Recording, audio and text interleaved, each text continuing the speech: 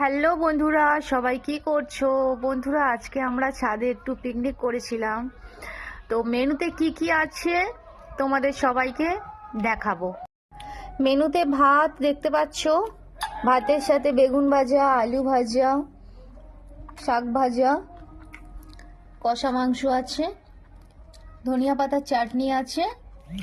এদিকে দেখো আমাদের চিকেন হয়েছে আজকে। হ্যালো বন্ধুরা, দেখো আমরা এবার খাবো, রেডি হয়ে গেছে খাবারটা। যেহেতু খাবারটা রেডি হয়ে গেছে, তাহলে খাবারটা এক্ষুনি খেয়ে নেবো। খাবার ফেলে রাখতে নেই, এটা তোমরা নিশ্চয়ই জানো। বন্ধুরা, ফার্স্ট আমি টেস্ট করে নিয়েছিলাম, দেখো দেখতেই পাচ্ছো চিকেন কষা। তো চিকেন কষাটা আমি খেয়ে দেখবো কেমন রান্নাটা হয়েছে। দারুণ। তো বন্ধুরা, তোমরা সবাই জানো শীতকাল মানেই এই সময় পিকনিক করার দিন। তো তোমরাও সবাই পিকনিক করো, ভালোভাবে থাকো। চলো, টাটা সবাইকে।